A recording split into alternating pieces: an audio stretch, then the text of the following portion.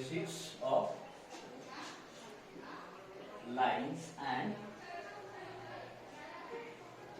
Angles. ठीक है, अब देखो ये लाइंस एंड एंगल क्या होते हैं इसमें अपन जानेंगे। ठीक है, अब लाइंस एंड एंगल क्या होते हैं, देखो लाइंस एंड एंगल होते हैं कि हमारे लाइंस पे कौन से एंगल बनते हैं, पैरेलल लाइंस अगर बनती है तो उसके कौन से एंगल्स होते हैं, ये सब चीजें अभी अपन देखेंगे। देखो तुमको आपको पता होगा कि ऑब्टयूस एंगल क्या होता है, एक्यूट एंगल क्या होता है, 90 डिग्री क्या होता है। देखो अगर तुम्हारा 90 डिग्री होगा तो उसको अपन राइट एंगल बोलते हैं। कौन सा बोलते हैं, राइट एंगल। ये हुआ राइट एंगल। ठीक है, उसके बाद में तुम्हारे पास अगर 90 से छोटा है तो उसे अपन बोलते हैं एक्यूट एंगल। उसके बाद में तुम्हारे पास अगर 90 से बड़ा है तो उसको बोलते हैं अपन ऑब्ट्यूस एंगल। कौन सा, ऑब्ट्यूस एंगल। ठीक है, तो ये सब चीजें होती है। इस पर से कि अभी आगे देखेंगे, आगे मतलब लाइंस एंड एंगल अब आगे देखेंगे, आगे क्या क्या होते हैं, पैरेलल लाइंस कैसे बनती है, पैरेलल लाइंस के बाद अल्टरनेट इंटीरियर एंगल कैसे बनते हैं, एक्सटीरियर एंगल कैसे बनते हैं, वो सब चीजें अभी अपन देखेंगे। यहाँ पे देखो अगर कोई दो लाइंस तुम्हारी पैरेलल होती है तो वहां पे तुम्हारे एंगल्स कैसे बनते हैं। If we have line L is parallel to line L, ठीक है, line L is parallel to line L, then we have transversal line P पकड़ लो। ठीक है, line P is the transversal। सो यहाँ पे चार एंगल बन रहे हैं, 1 2 3 और 4। यहाँ पे भी 1 2 3 4 चार एंगल बन रहे हैं। तो देखो इसको मैं नाम दे देता हूँ एंगल 1, इसको देता हूँ एंगल 2, दिस इज एंगल 3 और दिस इज एंगल 4। इसके बाद में इसको एंगल देता हूँ 5, this is angle 6 and this is angle 7 and this angle 8। ठीक है, तो इसमें देखो अब देखो करस्पॉन्डिंग एंगल कौन से होते हैं, अल्टरनेट इंटीरियर एंगल कौन से होते हैं, वर्टिकली अपोजिट एंगल कौन से होते हैं, वो सब चीजें अभी यहाँ पे अपन देखेंगे। देखो जो तुम्हारा अंदर वाले एंगल, इस दोनों लाइन के पैरेलल के इनसाइड वाले एंगल, इसका मतलब इसका 4 का अल्टरनेट एंगल क्या हो जाएगा, अल्टरनेट इंटीरियर एंगल हो जाएगा 6, एंगल 6। कौन सा, 4 का इधर का उसका उधर का, इसका इधर का इसका उधर का, पर दोनों अंदर के होने चाहिए। तो आपको बोला, अगर मैंने बोला कि अल्टरनेट एंगल की पेयर लिखो, AL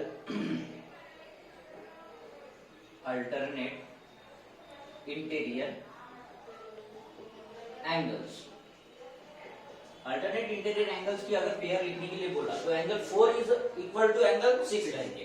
कौन से, अल्टरनेट इंटीरियर एंगल इक्वल रहेंगे, angle 4 is equal to angle 6 and angle 3 is equal to angle 5, angle 3 is equal to angle 5, एक दूसरे की तरफ के, मतलब इसका जो अल्टरनेट इंटीरियर होगा वो 5 होगा। कौन सा, 5 होगा। तो यहाँ पे लिखता हूँ मैं angle 4 is equal to angle 6, ये अल्टरनेट इंटीरियर एंगल की पेयर है। क्या है, ये अल्टरनेट इंटीरियर एंगल की पेयर है। उसके बाद में angle 3 is equal to angle 5, angle 3 is equal to angle 5, ये हो गई अल्टरनेट इंटीरियर एंगल्स की पेयर। ठीक है, उसके बाद में देखो ये होने के बाद में आपके पास आता है करस्पॉन्डिंग एंगल्स। कौन से आते हैं, करस्पॉन्डिंग एंगल्स। अगर करस्पॉन्डिंग एंगल्स मैं बोलूं तो उसका मतलब अगर यहाँ पे दो पैरेलल लाइन है, पकड़ लो, ठीक है, ये लाइन पैरेलल है, तो इस लाइन के ऊपर का एंगल तो इस वही साइड का इस लाइन के ऊपर का एंगल, तो ये होगा, अगर ये x है तो ये भी x रहेगा। करस्पॉन्डिंग एंगल्स आर इक्वल, तो यहाँ पे देखो एंगल 1 का करस्पॉन्डिंग एंगल क्या हो जाएगा, एंगल 5 हो जाएगा। एंगल 1 का हो जाएगा एंगल 5, एंगल 2 का हो जाएगा एंगल 6, एंड एंगल 4 का हो जाएगा एंगल 8 एंड एंगल 3 का हो जाएगा एंगल 7। सेम साइड के नीचे का ऊपर का नीचे का, दैट्स इट। तो इसको मैं अगर आपको बोलूंगा यहाँ पे करस्पॉन्डिंग एंगल की पेयर्स लिखो, तो देखो क्या लिखेंगे अपन, करस्पॉन्डिंग एंगल्स, और ये जो करस्पॉन्डिंग एंगल्स रहते हैं वो इक्वल रहते हैं। ठीक है, करस्पॉन्डिंग एंगल्स की पेयर भी तुम्हारी इक्वल रहती है। तो देखो angle 1 is equal to angle 5, ये ऊपर का इसका ऊपर का, angle 2 is equal to angle 6, angle इसका नीचे का, angle 4 is equal to angle 8, angle 4 is equal to angle 8, उसके बाद में angle 3 is equal to angle 7, angle 3 is equal to angle 7। ये जो पेयर्स है, ये पेयर्स की कौन सी हो गई? करस्पॉन्डिंग एंगल्स की पेयर। ये पेयर हो गई तुम्हारी करस्पॉन्डिंग एंगल्स की पेयर। उसके बाद में देखो ये दोनों हो गए अपन। इसके बाद में आता है तुम्हारा वर्टिकली अपोजिट, ठीक है। अब वर्टिकली अपोजिट मेरे को समझाना है, तो देखो अगर तुम्हारे पास इस तरीके का कुछ स्ट्रक्चर है तो इसका वर्टिकली अपोजिट क्या होता है? ये वर्टिकली अपोजिट होगा, ठीक है। ये वर्टिकली अपोजिट होगा, ये वर्टिकल, इसका वर्टिकली अपोजिट ये, और ये दोनों इक्वल रहेंगे, ये इक्वल रहेगा। और इसका कौन सा हो जाएगा? इसका वर्टिकली अपोजिट ये हो जाएगा, मतलब ये दोनों इक्वल हो जाएंगे, ठीक है। तो इस डायग्राम में अपन देखते हैं इसका वर्टिकली अपोजिट देखो, 4 का वर्टिकली अपोजिट रहेगा एंगल 2, एंगल 4 का रहेगा एंगल 2, एंगल 3 का रहेगा एंगल 1, एंगल 3 का रहेगा एंगल 1, एंगल 5 का रहेगा एंगल 7 एंड एंगल 6 का रहेगा एंगल 8। तो देखो मैं लिख लेता हूं यहाँ पे वर्टिकली अपोजिट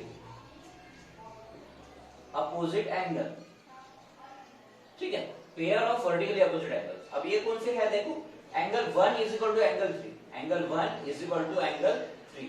उसके बाद में angle 2 is equal to angle 4, angle 2 is equal to angle 4। इस इधर देखो angle 5 is equal to angle 7, angle 5 is equal to angle 7। उसके बाद में angle 8 is equal to angle 6, angle 8 is equal to angle 6। ये हो गई वर्टिकली अपोजिट की पेयर। अब देखो इसके बाद में हमारे पास आते हैं alternate exterior angle. Alternate exterior angle, exterior मतलब बाहर के, एक्सटीरियर मतलब बाहर के। तो इसका एक्सटीरियर अल्टरनेट मतलब इधर का उधर का, तो 1 का अल्टरनेट एक्सटीरियर हो जाएगा 7 और 2 का अल्टरनेट एक्सटीरियर हो जाएगा 8। तो ये दोनों भी एंगल इक्वल होते हैं, ये दोनों पेयर भी इक्वल होती है। तो देखो अल्टरनेट एक्सटीरियर एंगल्स की पेयर कौन सी है? अल्टरनेट एक्सटीरियर एंगल्स, ठीक है। तो ये देखो एंगल 1 का एक्सटीरियर एंगल हो जाएगा, अल्टरनेट एक्सटीरियर एंगल हो जाएगा 7। तो देखो angle 1 is equal to angle 7, उसके बाद में angle 2 is equal to angle 8, तो angle 2 is equal to angle 8। ये हो गई अल्टरनेट एक्सटीरियर एंगल पेयर। अब आते तुम्हारे को इंटीरियर एंगल। अब को इंटीरियर एंगल क्या होते हैं? If you have two parallel lines and this is the transversal, तो ये जो अल्टरनेट मतलब इंटीरियर जो एंगल होते हैं वन साइड के, एक ही साइड के, ये इसका साइड का वही साइड का, मतलब इसका 4 का और 5 का, इन दोनों की सम तुम्हारी 180 होती है, इन दोनों की सम तुम्हारी 180 होती है। तो यहाँ पे देखेंगे अपन को इंटीरियर एंगल की पेयर कौन सी है। देखो pair of co interior angle,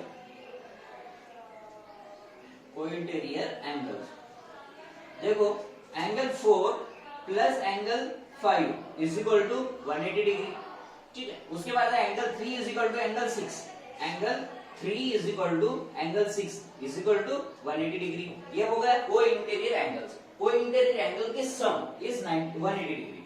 some of co interior angle, sum इधर लिखो, sum is 180 degree, some is 180 degree. दोनों को इंटीरियर एंगल की सम होती है 180 डिग्री।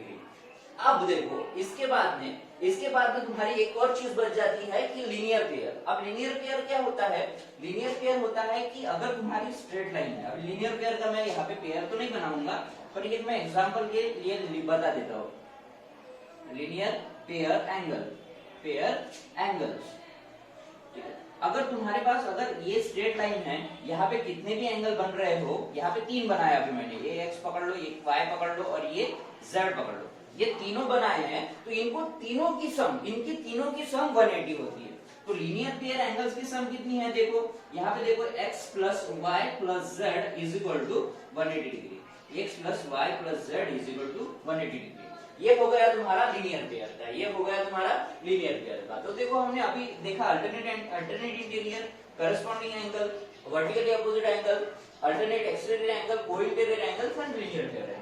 तो ये देखो तुम्हारा जो पूरा ज्योमेट्री का कंसेप्ट है थोड़ा थोड़ा, तो ये इसी पे चलता है, इसी पे बेस्ड होता है। तुम्हारी प्रॉब्लम पैरेललोग्राम के भी प्रॉब्लम रहो या क्वाड्रिलेटरल के प्रॉब्लम रहो या ट्रायंगल्स के प्रॉब्लम रहो, ये सब चीजें यहाँ पे बेस होती है, इस पे बेस होती है। तो ये बहुत इंपॉर्टेंट है और लाइंस एंड एंगल में इतना ही कुछ होता है। और अगर आगे अभी जब अपन एक्सरसाइज करेंगे तो उसमें आगे भी अपन देखेंगे कि वैसे कैसे कैसे उसको सॉल्व कर सकते हैं, right. This is all about the basics of lines and angle.